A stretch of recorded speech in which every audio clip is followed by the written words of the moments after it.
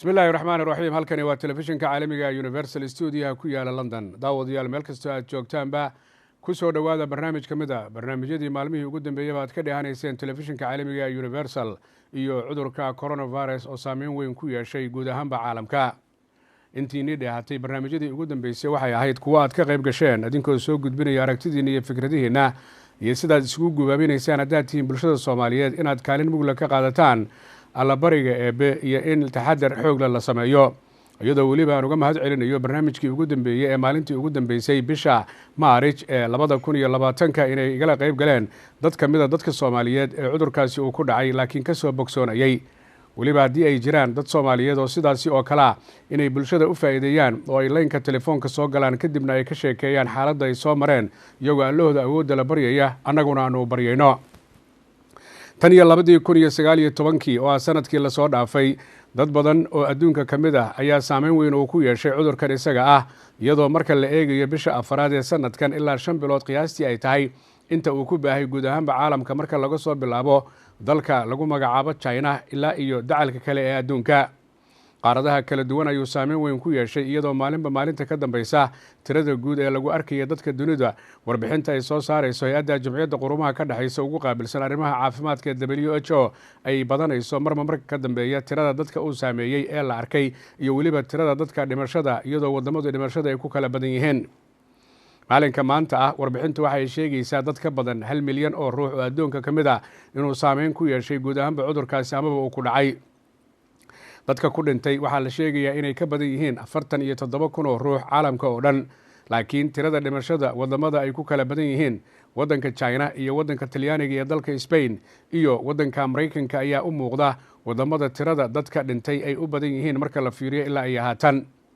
marka la fiiriyo wadanka Talyaanigu waxa uu ahaa wadankii ugu horeeyay ee qaaradda Yurub ee sida aadka cudurku u galaaftay dad badan dhinaca waqooyiga ee dalkaasi. dalka Spain ayaa isaguna xawaare xoog leh ku socdeen tirada dhimashada iyadoo weliba dadka uu ku dhacayaan ay aad u fara badnaayeen laakiinse waxyaabaha la isku dhaafay qadarta ee bakasako waxay ahayd wadamada qaar ayaa ku dadaalay markii ugu horeysay dadka inay kala hadlaan inaan la isugu imaanin meelaha la isugu yimaado maadaama la kala qaado iyadoo la isu dhow yahay ilaa iyo 1 mitir. waxa kale oo wadamada qaar oo horumaray ay ku dadaaleen in markii horeba la sameeyo dadka in la eego xaaladooda caafimaad kee qaba keense qabin laakiin inta badan wadamada adduunka arrinkaas markii hore kuma aanay baraarugin oo waxa ay noqotay mar walba in ay arrintu sii kordhaysay. wadamada marka la fiiriyo Mareykanka oo kale tirada uu ku dhacay ee laga arkay saameynteedu ilaa iyo 200,000 ayay kor u dhaaftay. dadka ku dhintay Mareykanku waxay kor u dhaafeen ilaa iyo 5,000 dhammaan gobolada wuu saameeyay iyadoo nimanka gudoomiyaasha gobolada ka iyo duqeytida magaalooyinku ay qaarkood ka dayrinayaan inaan la haysan qalab ku filan marka la fiiriyo waxyaabaha la doonayo in lagu la tacaalo haddii ay tahay maaska waxa loo yaqaano amaba waxaan afka lagu xiranayo iyadoo markii u dambeysay madaxweynaha Mareykanku uu sheegay in dharka facility-ga ah madaxa lagu xiran karo ilaa iyo afka taas oo saameyn weyn ku yeelanaysa in dadku ay wada heli karaan arrinkaasi marka la barbar dhigo waxyaabaha kale ee warshadaha hadda kadib laga sugayo. dalka UK ayaa waxa uu kamid yahay wadamada loo arko in 48 saac la soo dhaafay tirada dadka uu soo ritay iyo dadka ku dhintay ay badan yihiin iyadoo warbixintii shalay 1 bisha Abriil ee UK dadka ku dhintay lagu sheegay ilaa iyo 500 oo ruux. allaha awoodda leh ayay baryayaan guud ahaanba dadka muslimiintu meel kastoo ay joogaanba oo allahada awoodda leh ayay tala saaranayaan iyagoo ka baryaya inuu ka badbaadiyo cudurkan coronavirus-ka iyaga laftoodana laga rabo wixii taxadara ee markaasi laga maarmaana oo ay ama culimmadu ay farayaan ama dhaqaatiirtu maadaama adduunka meel walba digniin iyo waano ay ka jirto oo ay kamid tahay inaan dibadda loo bixin oo loo cararin inay kamid tahay in la isu dhawaanin oo ay kamid tahay goobaha la isugu yimaado inaan la isugu imaanin oo ay kamid tahay marka dukaamada waaweyn iyo farmashiyaasha iyo meelaha kale wax laga iibsado la tagayo inaan hoosta la iska gelin oo la kala fogaado si aan neeftu isu gaarin. marka la fiiriyo dhaqaatiirta caalamku arrintan aad bay uga hadleen laakiin looma haynin xal iyo daawo allaha awoodda leh ayaa xalka u hayo oo kaliya laakiinse xalka waxa uu noqday in la isku waaniyo in guryaha la joogo. marka la fiiriyo haddaba culimmadu wax badan bay ka hadleen dadkana walwal badan ayaa ku abuurmay oo ah xaaladan oo kale dadka u soo joogay inay aad u yaraayeen laakiin marka la fiiriyo 2020 iyo coronavirus iyo saameyntu adduunka ku yeeshay inay da' kasta walwal ku riday cad iyo madow meel kastoo adduunka ay ka joogaan. dadka Soomaaliyeed waxay kamid yihiin dadka adduunka ku nool ee saameynta ku yeeshay qaarna uu ku dhacay ilaahay uu ka bogsiiyay qaarna ay qabi karaan qaarna ay u dhinteen inta u dhimatay Allah u naxariisto. waxaan la sheekaystay sheekheenna sheekh usuuli iyo weliba dhakhtarkeenna doctor abshir waxaan kala sheekaystay marka walwalkan oo kale uu jiro oo xaaladdu aanay qumanayn dadkana cabsiya ay soo wajahdo iyagoo og in qof walba uu maalin dhimanayo maxaa la gudboon shakhsiga soomaaliga ee muslimka ah inuu qaato tallaabo ah mar haddii arrimahan oo kale iyo xaaladan oo kale ay timaado sheekh cusmaan usuuli ayaan su-aashaas weydiiyey waqti aan fogeyn waxaana uu igu jawaabay جزاكم الله خير هذيك بهذا يونيفرسيتي بقى أعوذ بالله من الشيطان الرجيم بسم الله الرحمن الرحيم والصلاة والسلام على سيدنا محمد وعلى آله وصحبه أجمعين سؤال مهم أخي أحمد إن قفك مسلم كمر كانوا كلمركم إلهي سبحانه وتعالى امتحان وكانوا وإلهي سبحانه وتعالى دومديس امتحان أيوه إن وحاجر أسباب امتحان كله جدته قفك صنن كاس مرنا وإسلام كجديي امتحان كأساس سهلا وجود بيا لكن قفك aan sunankaas ka leexda waxaa laga yaabaa cudurkii intuu ku dhicin ama dhibkii intuu gaarinba inuu kalsoonida ilaahay dhumiyo wadaalika markay saan ay tahay ilaahay subxaanahu wa ta'aala markuu aayaadkiisa soo diro cabsi adoomadiisa inuu cabsiyo ayuu doonayaa oo ilaahay u laabtaan marka waxyaabaha lagu gudbi karo waxay tahay marka hore in ilaahay la isku xiro in iimaankii la qawi yeelo la xoojiyo oo alla ogaado in la yiraahdo qul lan yusibana illa ma kataba Allahu lana ilaahay wuxuu noo qorin laguma dhacayo anaga waxaan qaydadiina ku jirtay in qofka muslimka ah ee loo qoray waxa ku dhacayo goortood geeriyoonayo risqo cunaya marka iimaankaas oo kale waqtigan oo kale in la soo nooleeyo muhiim ah oo dadka aan cabsi cudurka laga cabsanin ee ilaahay subxaanahu wa ta'aala cabsi laga cabsado oo qofka uu ogaadana wixii ku dhici lahaa way ku dhacayaan aqlaamtii way qalaleen saas daraadeed arrintaas waxay ka saacidaysaa kalsoonida ilaahay subxaanahu wa ta'aala mid kale in la sharaysanin cudurka waxaa laga yaabaa dadka inay shar u arkaan haddii aan aniga aaminay ina waqtigaa dhimo lahaa ama aan cudur u dhinto ama aan shil ku dhinto ama anigoo sariirtayda ku dhinto aan waqtigayga aan saacad lagu daraynin taas waxay iga saacidaysaa inaan cabsi dhanba aan ka fogaado marka waxaan leeyahay muslimiinta soomaalida gaar ahaan cabsidan geeridan badan aad ka cabsanaysaan iyo whatsappyadana aad isku diraysaan intaad dhimatay iyo maanta 100 dhimatay iyo kuna la duubay aad dadku mashquulsanaysaa wax banaan sharci ahaan ma aha qofka waxaa la doonayaa inaan lagu xiro waxaa kala banaanayn in dadka waayeelka la cabsiyo dadka waayeelka oo iyaga dartooda ilaahay noogu naxariisto caruurta iyo waayeelka siduu nabigu noo sheegay inay maanta walwal ay waayeeladii ay ku jiraan oo la leeyahay cudurkan dadka waayeeladoo dilaya cudurka daawayeel kalima dilaya cid kastoo tiisa gasho oo waqtigeeda gasho ayuu dilaya marka hooyooyinkii iyo waayeeladii maanta waxaa ku dhacay stressa ku dhacay cabsiya ku jiraan waa dhimanaysana la leeyahay waxaa waa dhaqanka gaalada weyn annaga waxaan aaminsanahay naf kasta ilaahay subxaanahu wa ta'aala waqtigeedu dilaya taas waa mid labaad oo la doonaya waxay tahay ilaahay in loo laabto waqtiyadan oo kale waxaa lagu qaadaa ducaada ay ilaahay ala bariga ayaa la badiyaa war ninka xumaan ku jiro xumaanta ka soo laabo war ninka xaq dadu cuno xaqa soo celi war ninkii maanta qaasatan Soomaalida maanta waa arkaysaan in maanta ilaahay kursiga iyo mashquul iyo qabiil ku mashquuliyay maanta isku baahan yihiin ilaahay inay u laabtaan ay yiraahdeen ilaahay calaamadooda nutusay oo ah geeri iska soconaysa oo ilaahay dadku u qoray ku dhimanayaan annaga waxaan laga doonayaa marka inaan ku laabano ilaahay anaan ilaahay waa ku tooba keenay tubna ilayki inaan dhahno ayaana laga doonayaa qodobka kale la iska doonaya waxay tahay at-taawun markaan oo kale waa la iskaalmeeyaa waa dadka in laga warhayaa dadka aan waxaysanin dada faqiira ah dada waxa ah aan guriyaha ka soo bixi karin in la waco maxaa u baahan tahay maxaa lagu keenaa maxaa yeelay ilaahay subxaanahu wa ta'aala الراحمون يرحمهم الله dadka marka anaga isku naxariisano ilaahay naxariisina soo dagaysa laakiin arintan gaalada laga dhaxlo anaaniga ah oo ninkasto asaga wixiisa boobayo oo guriga wax cunto ka dhiganayo oo jiiraankiisa ogeyn oo walaalihiisa ogeyn waxay tahay waxyaabo dhaqan gaala laga dhaxlo weey marka waxaan leeyahay ikhwaani cudurkan ha sharaysanina ilaahay subxaanahu wa ta'aala khayr dam inna ma'a al-usri yusran ayuu noo sheegay waxba soo ilaahay uu la dalinayahay maqaadir ilaahay socoto مقاديرتن إلهي سبحانه وتعالى مركز توحي كل سنتها حكمة كل سنتها إلهي سبحانه وتعالى حكمة دي سنة مركز سنة والرحمة أيابنا ورحمتي وسعد وليه إلهي سبحانه وتعالى مركز وحكوين أيا نوع قصون وإلهي النص ولا خيرة لكن وقرمه ومركز إلهي كصبرنا وأن لها إلهي سبحانه وتعالى الحمد لله لكن دعاء لبضيو يسكت دعيه إلهي الله في القرآن كلا أخريه النبي عليه الصلاة والسلام القصة ليه وعيابها فرجك وإلهي كفر وحكمه صلى النبي عليه الصلاة والسلام همي غمي أساق هذا سيد حديث نور شيخ النبي عليه الصلاة والسلام إن صلى النبي عليه الصلاة والسلام لبضيو هي أذكارتك لبا مركز أيا أو حنقنا سقف إيمان كيس عذرك وحكسو بحياة امتحانك وحكبا وحكبا يا أسو إيمان كيس قوي هاي oo ogsoon yahay geerida ilaahay inoo qoray oo ogsoon yahay dhibka ku dhacay waxa uu qornaa inay yihiin oo ogsoon yahay ninkii guryahan aan ku jirno inay tahay ajru shahiid inaan leenahay oo nala celiyey qodobka ugu dambeeya kusoo qatima waxay tahay war tacaaliimtii la raaca weeye islaamkan ma ogola tahaluka nafta in lagu rogooda ma ogola ilaahay subxaana watacaala inaad tidhaha ilaha iska tala saaranaya wadadaas marmaraya waa iska soconaya maaha tacaaliimta ah quduu xidrakum ilaahay subxana wataala wuxuu leeyahay xidrka la qaato salaadihii nabiga calayhi salaatu wasalaam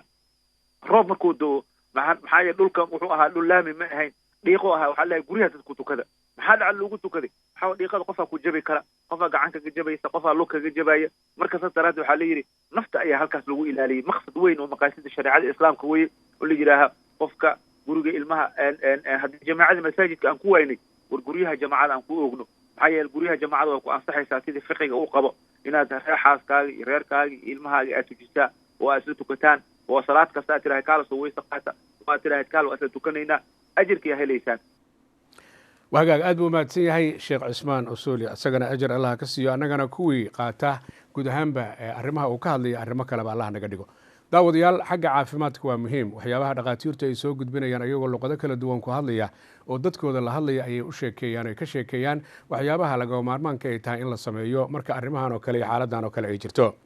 doctor abshir waxa uu ka mid yahay dhakhaatiirteena soomaaliyeed ee waxbartay gaar ahaan cilmiga dhinaca maaragtay caafimaadka wax badanna telefishinka caalamiga universal barnaamijyo badan oo ka baxay ayuu ka qayb galay isagoo jooga galbeedka magaalada london ayaan la sheekaystay waqti aan fogeyn waxaana doctor abshir weydiiyey xaaladan oo kale marka ay jirto maxaa laga rabaa shakhsiga bini aadamka inuu ku dhaqaaqo xagga caafimaadka doctor abshir waxa uu igu jawaabay bismillahi rahmaani raxiim waxaa idin lahaa waa doctor abshir aad iyo aad ayaad u mahadsan tahay cagmadhige sidaa la socotaan xaaladda hadda lagu jiro oo u k ay gashay oo ku saabsan viruskan iyo dhibaatooyinkiisa uu keenay aad u tiro badan waxaa loo baahan yahay waxaa hadda la galay waktiyadii uu aad usii dhibaateyn lahaa dadka oo aada usoo gali lahaa oo tii ku dhacday talyaaniga oo kale ayaa ka socoto maxaa la yidhaahdaa dalka u k marka waxaa faafidii ayaa aad u badatay dhimashadii iyo cuduradii oo sii faafayo oo qof walba uu sii gaarayo tiradina aad u badatay dhimashadiina sii badatay marka cudurkan saa la taqaanaan virusa keeno ilaa haddana daawona ma laha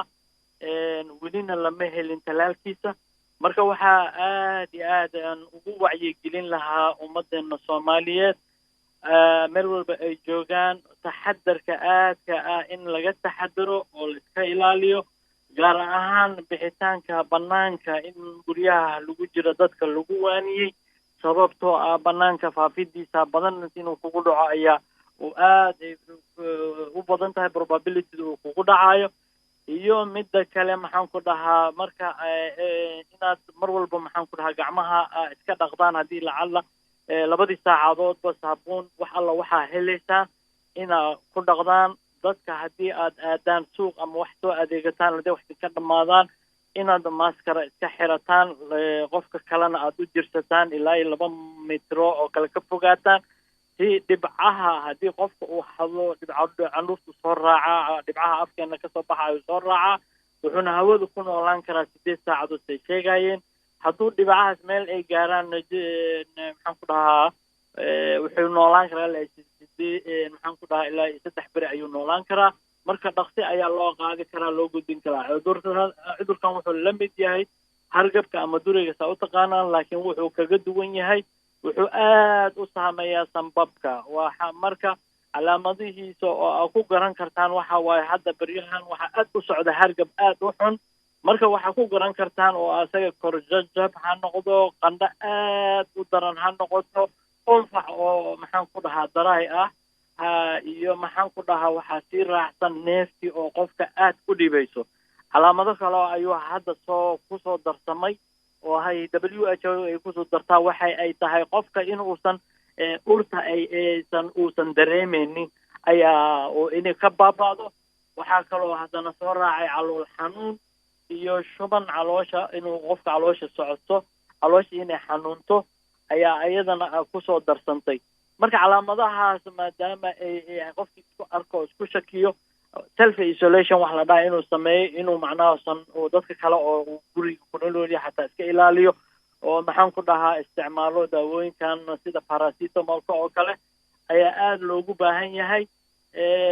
maxaan ku dhahaa sida vitamin C iyo waxay dhaheen vitamin D giis waxyaabaha difaaca qofka bini'aadankan waa inay ku wanaagsanaadaan. marka difaacaas iyo ka hortagga ayaa aad muhiim u ah. marka cudurku ku dhaca qofka aad ayay u dhib badan tahay wuxuuna aad u dilaa u baabi'iya dadka oo immunosystemkooda 3 qof u baabi'iya dadka immunosystemkooda ama difaaca jirkooda aad u hooseeya oo daawooyin sida qaadka keliyaha laga bedelay oo kale iyo dadka qaba cudurro oo underline sida diabetic high blood pressure iyo cudurro kale markay qabaan dadkaasna aad ayuu macnaa u dilaa. midda kale dadka aad u waaweyn da'doodana maxaan ku dhahaa aad ayuu u baabi'inaya maadaama uu viruskan uu tagayo sanbabada tagayo uu baabi'inayo biyo gelinayo taas waa tan dhimashadana keenayso. mar kale waxaan ku celinayaa ma laha daawo waa cudur loo dhammaanayo dadkii ayaa u baaba'ayo. ummadda Soomaaliyeed waxaan ku wacyigelinayaa in ay raacaan talooyinka dhaqaatiirta bixinaya wacyigelin fara badan ayaa dhaqaatiirta Soomaaliya bixinaysa ha noqoto meediyaha aad u isticmaalayaan maxaan ku dhahaa ha noqoto Facebook WhatsApp meel walba ka hadlayaan. marka talooyinkooda ha la raaco haddii wadan ahaan la dhahana haddii wadankii loo noqdo waxyaabaha lagu ilaalina waxa waaye soo galitaanka diyaaradaha iyo dekedaha iyo xuduudaha oo lala leeyahay wadamada kale ayaga laftirkoodana in la ilaaliyo oo maxaan ku dhahaa qofkii soo galo la karantiin la geliyo 14 maalmood way yaqaanaan dhaqaatiirta Soomaaliya way diyaariyeen. kuwa inta jooga oo European country ku nool iyo UK ku noolna waxaa loo baahan yahay inaysan guriga ka soo bixin ilaa daruuri markay noqoto markaasna aad u taxadaraan maxaan ku dhahaa ay raacaan waxyaabihii ay dawladda soo dejisay gacmihii la dhaqaayo waxyaabahaas in ayaga aad u raacaan. marka stay home ay dhahaan guriga ha lagu jiro banaanka waqtiyada ugu xun oo aad cudurkan u faafayo waay oo aad u big marayo. marka waxaan ku soo gabagabeynayaa walaalayaal hala taxadiro ummadan Soomaaliya dad badan ayaa dhintay dhimashaduna way sii soconaysaa. alahaas ayaan ku soo gabagabeynayaa cagmadhiga aad iyo aad ayaa u mahadsan tahay. wahagaag Dr. Abshir adiga ayaa mudan aad u mahadsan yahay waa dhakhtar ka mid ah dhaqaatiirteena magaalada London wax badan aad ka dhahateen telefishinka caalamiga Universal oo nooga warramay guud ahaanba arrimaha la gudboon shakhsiga Soomaaliga iyo dadka kaleba taxadarka awgi. Universal TV Studio London ayaad barnaamijkan si toos ah ugala socotaan adinkoo ka qayb galaya dadkiina jooga dacallada adduunka wixii talo iyo tusaalaha iyo wixii waayo aragnimo aad ka aragteen intii cudurkan uu jirana aad nala wadaagaysaan. waxaa runtii ay tahay in guryaha la joogo aabayaasha iyo hooyooyinka iyo carruurtu maalmihii ugu dambeeyaba waqti ayay isu heleen oo guryaha ayay joogeen iswaraysi badan ayaa ka dhacay oo aan hore u dhici jirin maxaa yeelay awal irdaha ayaa la isku dhaafi jiray iyadoo aabbuhu uu shaqeeyo hooyadu ay dhici karto inay shaqayso ubadkuna ay iskuulo iyo tuushan iyo arrimo kale iyo dugsi qur-aanka ay aadaan laakiin hadda waa la iswada hor fadhiyaa iswaraysi badan baa ka dhacay oo aabayaashii iyo carruurtii iyo hooyooyinkii ay iswaraysanayaan. barnaamijyadii ugu dambeeyey runtii dadkii nagala qayb galay way arkeen waxyaabaha aan ka hadlayno inay yihiin waxyaabo jira oo haddana ay lagama maarmaan tahay in mar walba lagu dadaalo talooyinkii iyo tusaalaha ka imanaya ama dhaqaatiirta ama culimada ama dadka kale ee Soomaaliyeed fikirka iyo wanaagga ay soo jeedinayaan. aabayaashii carruurtu waxay jecel yihiin inay dibadda u baxaan marka hooyada la barbar dhigo laakiin waa ku soo laabanayna arrimahaas iyo guryaha xaaladooda. laynka telefoonka salaamu calaykum waraxmatullahi wabarakaatu. wahagaag waa ii soo laabanaya lambarkaasi daawadayaal weli telefishinka caalamiga ee Universal Studio London. laynka kale ee telefoonka ayaan u gudbi doonaa hadduu kaa go'o daawade ku soo laabo. salaamu calaykum waraxmatullahi wabarakaatu. hallo wahagaag marka daawada hadduu kaa go'o ku soo laabo TV-gana gaabi marka aan wada hadlayno xagga telefoonka. aabayaasha iyo carruurta ayaa aad bixidda u jecel marka hooyadu tiraahdo caanihii ayaa dhammaaday aabbaha iyo carruurta ayaa iridda isku jiiraya anaa doonaya awalna arrintaasi ma jiri jirin oo way ka dhaga adeegi jireen sida ay wararku sheegayaan. laynka telefoonka salaamu calaykum waraxmatullahi wabarakaatu. وعليكم السلام ورحمة الله وبركاته. aad baan kuu soo dhaweynaya walaal magacaaga halkaad joogtid. aad iyo aad baan kuu soo dhaweynaya cagmadhiga waxaan joogaa wadanka South Africa joogaa magacaygu waa Ayaan Maxamed Abdullaahi. wahagaag xaaladda ka waran ayaanay xaaladda South Africa ka waran intaad og tahay. xaaladda South Africa intaan ogahay waddankoodta wuxuu ku jiraa lockdown aad buu isaga fiican yahay marka xaaladiisu dee waxay tahay aad iyo aad xaaladiisu isaga fiican tahay dad badan 3 qofna waa ku dhinteen marka dee dadkii Soomaalida ahaana xaaladoodu way iska fiican yihiin way qaateen amarada dawladdu keentay way qaateen marka aad bay iska fiican yihiin dadka Soomaalida dukaamadana way iska xidheen magaalada aad joogtay matalan ma iska warqabtaanoo telefoonka ma la isu diraayo xaaladda ma la isweydiiyaa sida ay tahay waa la iska warqabaa oo waanu iswacnaa xaaladda waan isla soconnaa maxay ahaytoy waan iska warqabnaa waan iska warqabnaa aad iyo aad aada u mahadsantahay ayaan adigoo jooga South Africa ilaahay waxaan ka baryayaa adiga iyo inta kaleba inuu badbaadiyo iyo guud ahaanba caalamka dadka joogaba biidnillahi karim waa ku mahad celinaya qofkii ugu horreeyay barnaamijka nagala qayb galay ayaa tahay daawadayaal barnaamijkani waa barnaamij gaar ah oo aan uga hadlayno cudurkan coronavirus iyo saameynta uu ku yeeshay guud ahaanba caalamka wararkii ugu dambeeyay waxa ay sheegayaan shaqo la'aantu inay aada ugu badatay meelo badan oo dunida ka mid a maadaama aan shaqo la aadin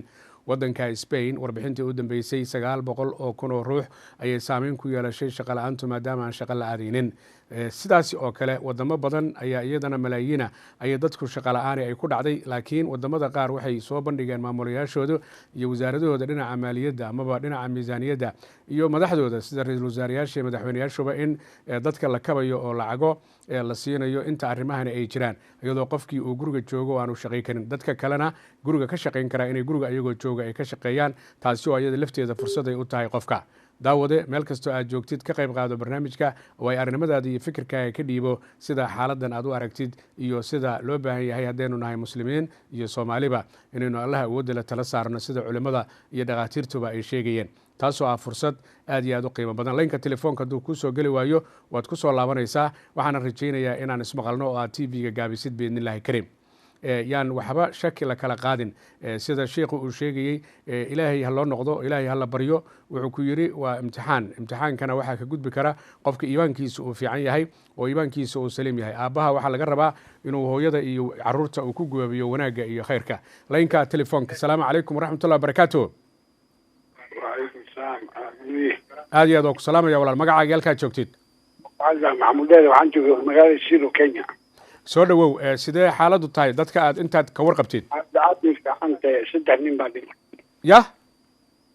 3 nin corona virus dishay 3 wiil miya 3 qof xagee magaalada ii sheeg magaalada waa Silo marka 3daas Soomaali miya maya waa dadka kale waa hagaag xaaladda Soomaalida ka waran ee meesha aad joogtid والله بديش باندو بالكي كل ساعة إلى كل 8 ساعات awaamirta ma loo hoggaansamay in guryaha lagu jiro dad badan baan arkaynay qaaradda Afrika la ulaynayo sidii xoolihii kadib markii ay dibadda u soo baxeen lagu jiro ma badan xabxina dibadda u bixina marka in guriga lagu jiro oo la baryo markay muhiim tahay bixiduna in la baxo dadka kale way la qabaan Soomaalidu aad iyo aad adiga fikirkaaga ugu dambeeya muxuu yahay maxaad u soo jeedinaysaa halka aad joogtid iyo guud ahaanba Soomaaliya aniga cudurka Soomaaliya waxay ku badan tahay moogta inay isqabsadaan oo isku qodaan waxaan inay soo daayaan baa fiican aad iyo aad in la islaaliyo aada u mahadsantahay adigoo jooga Kenya waa ku mahad celinaya waa daawade ka mid ah daawadayaasha oo fikirkiisa u soo jeediya bulshada daawadayaal aad baad u mahadsantihiin sida aad barnaamijka uga qayb qaadanaysaan taasoo aad tallaabo aad u wanaagsan waxaa laga maarmaana in la maqlo awaamiirta iyo waxyaabaha laga fulinayo wadamada aad degantihiin meel kastoo adduunyada ay ka tahay dadka Soomaaliyeed laftooda oo gudaha jooga waxaa la rabaa inaanay sahlanin arrimahan oo kale oo ay awaamiirta la soo jeediyo oo ay qaataan laynka kale ee telefoonka asalaamu calaykum waraxmatullahi wabarakaatu halo asalaamu calaykum waa hagaag haddii uu kaa go-o daawade waad ku soo laabanaysaa biidnillahi kariim daawade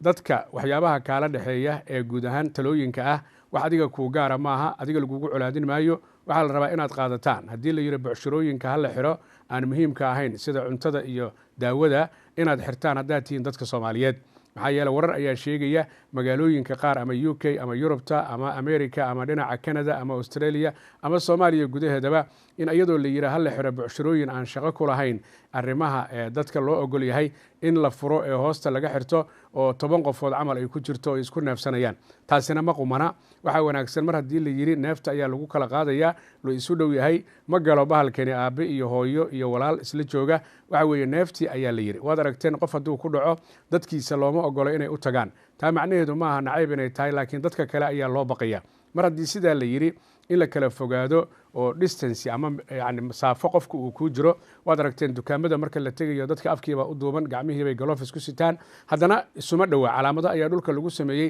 oo inaanay isu dhowaanin waxaana la ka rabaa haddaanu nahay Soomaali inaynu taa qaadano oo aan amarkaa qaadano oo sida loo fuliyo laakiin haddii aan la fulinin oo mar walba adoo wadada taagan booliiska magaaladaas joogay uu ku yimaado ku didiyo sidii xoolihii arrintaasi ma qumana xoogaa Soomaalida waxa la yiraahdaa waa isla qab weeyeen laakiin qab weyne maaha dadka qaar waxay u arkaan ilbaxnimo xumo oo ah dadka inay ka dambeeyaan laynka telefoonka salaamu calaykum waraxmatullahi wabarakaatuh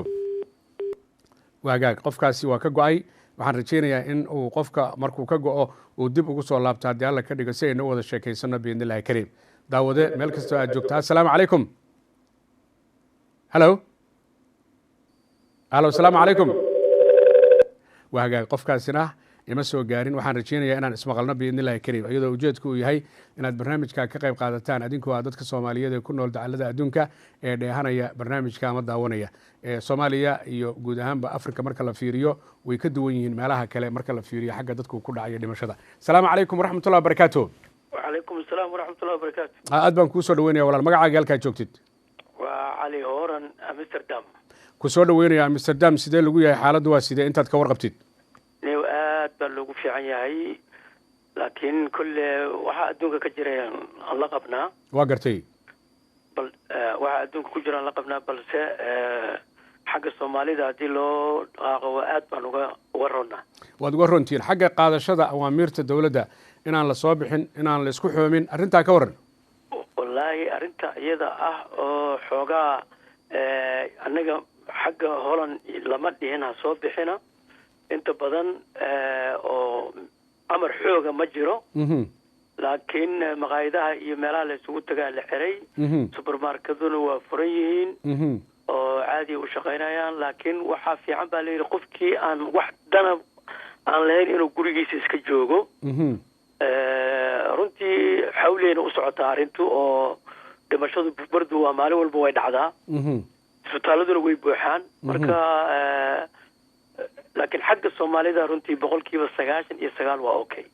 wahagaag ilaahay baanu baryaynaa in aan ka badbaadno dadka Soomaaliyeedna waxaa laga rabaa inay islaaliyaan intii karaankooda oo ay dadaalaan biidnillahi kariim adigana waa ku mahad celinaya adiga iyo reerkaba iyo guud ahaan Soomaalida joogta Amsterdam iyo Holland ba Allah xafido aad u mahadsantaa walaalo aamin ya rabbi insha Allah ma sha Allah adinkana waa mudantiin aad u mahadsantaa Universal TV Studio London iyo barnaamijkan aan uga hadlayno arrimaha coronavirus-ka daawade hal ku dhigaago ha ahaado adigoo kaashanaya kariimkaaga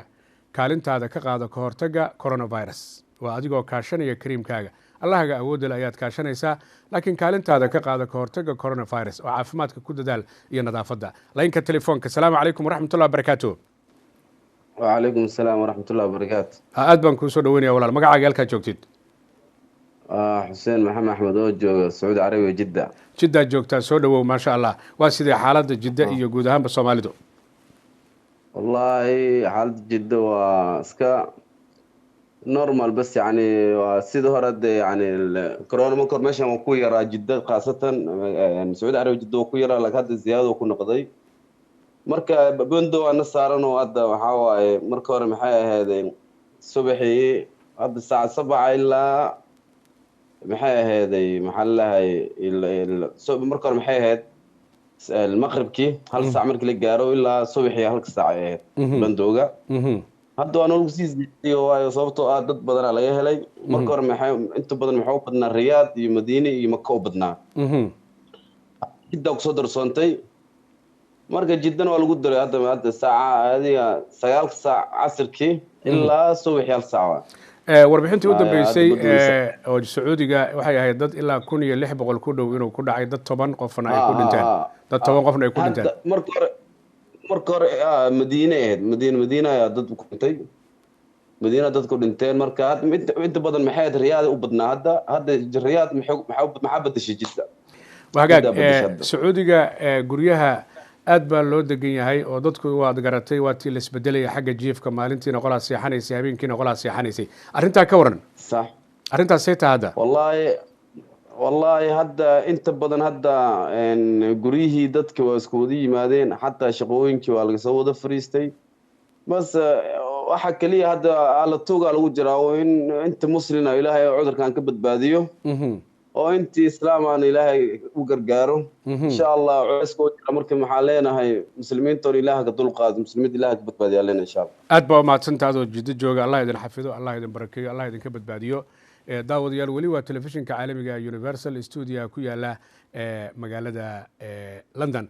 weliba dhinaca Sacuudiga wasaaradda dhinaca xajku waxa ay sheegtay in dadka xajka raba inaysan hore isu diiwaan gelin oo ay sugaan xaaladan inta ay ka dagayso daawadayaal laynka telefoonka assalaamu calaykum waraxmatullahi wabarakaatuh وعليكم السلام ورحمة الله وبركاته aad baan kuu soo dhaweynaya magacaaga halkaa joogto walaalo ولا مقعي فاطمة لدها UK بتشوقع لندن وهاجاك xaaladda halka aad degan tahay UK magaalada meesha aad ka degan tahay intaad ka warqabtid arrimaha Soomaalida iyo coronavirus ka waran walaal والله هرت إلهي سبحانه وتعالى وحد هنا هنبض القاضي وحن وكل بانشمنت أو إلهي وسولي بنوض درنان ومد اللو إتحام هيوية إلهي وحا كبرينا سبحانه وتعالى إنه نقد القاضي ومد الصوماليات يعني ومد إسلام سنة كل الصومالي ومباعد في فهميسة waxaa ka baryahayaa inay ilaahay la wada baryo laysku soo duceeyo ilaahay subxaanahu watacaala naga dulqaadaan leenahay walaal horta aad buu noo saameeyey xanuunkan anagoo dad ilaahay aqoonsan ah buu haddana aad noo saameeyey laakiin alxamdulilah wax walbo ilaahay keeno subxaanahu watacaala waa in alxamdulilah lagu dhaho si fiican marka hadda carrada waa la xirxiray maxaa la yiraahdaa sida ogtahayba kulley camligu waxay joogtaa London baa malaynayaa qof dan u baxaya iyo dadka si waaka ah oo aan shaqada aan soo ka joogi karin aadahaya ma ahan dad badan ma socdaan mana la baxo iyo qof galabtiina exercise baa lagu ogol yahay inaad taxdiidoo kale in family isla socday baa loo ogol yahay dad badan oo meel isugu imaan kara inay si jirin waa ognahay saas oo ay tahay aad iyo aad buu noo saameeyey laakiin waxaan u malaysaa arrintan in badan oo laga hadlay ama culummo ha ahaato ama aqoon-yahano ha ahaato ama dad islaam ah oo wadaada ha ahaato ummadda Soomaaliyeed weliba waddankeeni waxaad u malaysaa inaan lagu baraarugsanayn oo aad looga dhaga adaygahayo waa gartay xanuunkan waa xanuun ilaahay keenay subxaanahu watacaala ilaa hadda waxaad arkaysaa dad ama markaa la hadashid ama markii tiifiyadu la hadlahayaan dhahahaya muslim baan nahoo naguma dhacahayo xanuunkan ilaahay baa keenay muslim iyo gaalna ma kala yaqaano ummadda Soomaaliyeed waxaan ugu baaqahayaa oo muslimka ah xanuunka hadday qabaanna inaysan dadka u geynin haddii kalena inay dadku amaamiirta iyo waxa loo sheegahayo ama dawlada ha u sheegto ama dadka wax yaqaano oo wax ka og ha u sheegaan ama culimadu ha u sheegtay inay qaataan qof walba wuxuu ku baraarugahayaa xanuunkana dareemi doonaa qofku dad u jeclaa markuu waayo annagoo og waqtigeena inaana dhaafayn masana markaa adigu wax aad dhayalsatay qof aad jeceshahay aad ku weysid waad ka qoomamaynaysaa waxayna kugu noqonaysaa uursamo iyo wax amiin aan kaa go-in aad iyo aad Faadimo saa sheegtay waaye guryaha la joogaa la yiri dad awal Soomaaliya oo lagu kari waayay jimka inay galaan ama ay ordaan ay exercise sameeyaan ayaa hadda maadaama bixida la diiday ku marmarsiyooda exercise iyo jimicsiyan dibadda ku soo sameeyna arrintaas ee aragta adiga arrintaas waa qalad runtii waa qalad qof kulli waa qof weyn oo mas'uul ah oo mas'uul saaran yahay hadduu asagu baagadi xataa waa la xiray saa og tahay meelihii lagu exercise sanayn jiray xataa meelihii waa la xiray laakiin anigu haddaa intoo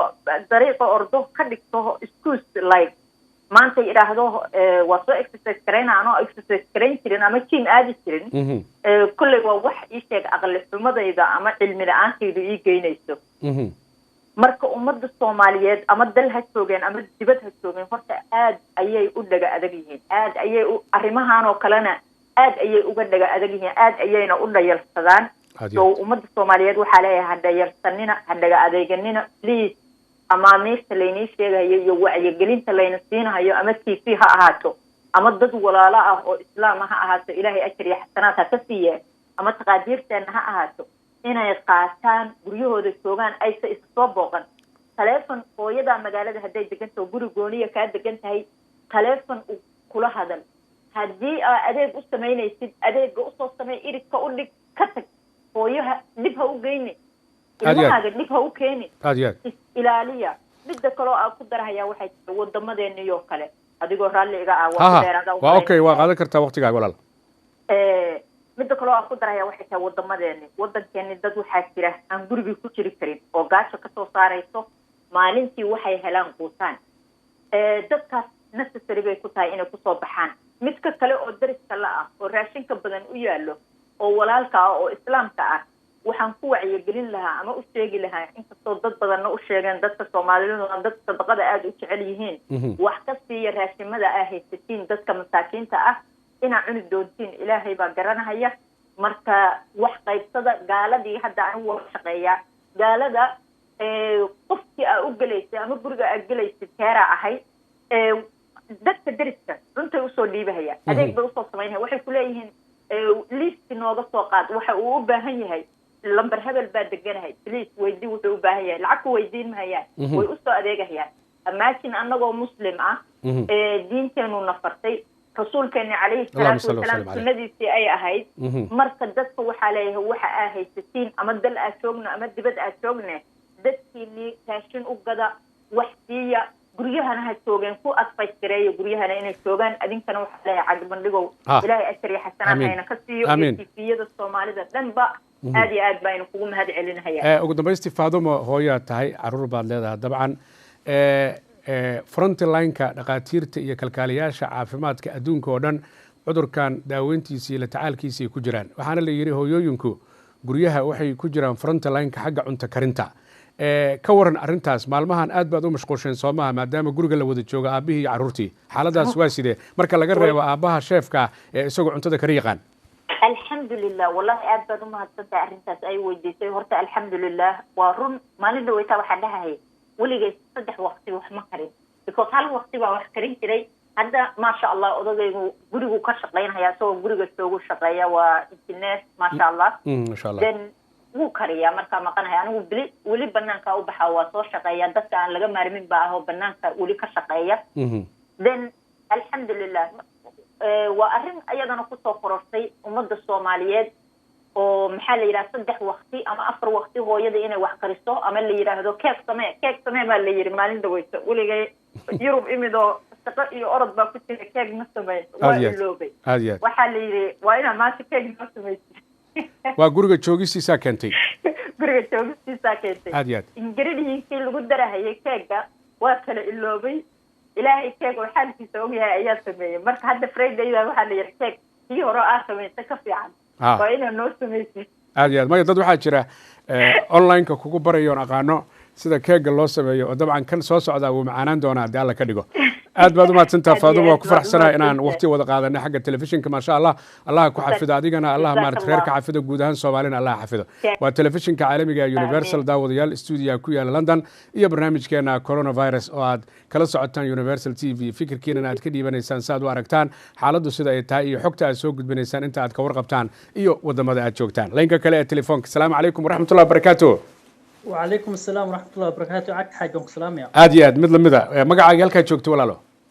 وعبدول محمد ودك وأسرة عاصمة دي فيينا ولا الوقت سودا وين يا حالة الصومالية فيينا يجود هان أنت كور قبت كورن runtii horta inkastoo isku xir badan oo xagga Soomaalida aysan jirin haddana wali wax Soomaali oo cudurkan ku dhacay ilaa hadda ama dawladdu ma soo qorin ama dad kale Soomaaliyeed meesa yani warbixintaas ma keenin inkastoo caasimadda ay ku jirto magaalada afraad ee dadka cudurka laga helay ee ugu yar tahay xagga gobolka kale ay ka sii yar yihiin markii horena meesha uu ka soo bilowday ay tahay xadka meesha waddanka la leh Italy gobol la uu ka soo bilaabmay ilaa haddana gobolka ugu badan dadka cudurka laga helay ee wali halkaas ugu badan yihiin aad iyo aad run ahaantii inkastoo ay dawladdu soo rogtay haddii qofku uu dukaan wax ka iibsanayo inuu bahalka afka xirto ee qof walba waajib looga dhigay haddana saas ay tahay weli xaaladdu waa sideedii oo bandowgiyaa jiro inkastoo dadkii shaqooyinkii aadi jira ama shaqooyinkii ay cudurkan dartiis oga yimaadeen oo shirkadihii la xiray dawladdu waxay ku soo rogtay 80% mushaarka qofka qaadan jiray in uu isagoo shaqeynay in la siinayo runtii waxa kaliya qof walbana gurigiisu ku jira inkastoo aan fariin aan doonay qof walba Soomaali ah meel walba ha joogo ee aan u marsiinaa ay tahay ee aaminsan yihiin qof Soomaali ama qof walba muslim inuu cudurkaani ku dhicin waxa la yahay qof walba ku dhaca badan Soomaali baa u dhintay Ilaahay u naxariisto marka waxa la qof walba ka fikir ka taxadar caafimaadkaaga qof walba ku dhici karaa waa wax Ilaahay keenay oo bilaadakana yani oo ku dhici karo marka waxa la yahay taasna laga feejignaado oo madax adeeguna iska deeyno caafimaadkeena aan ilaashano oo yani tilmaamaha dawladda ay siinaysan aan qaadano Cabdi Wali aadan kugu mahad celinaya adigoo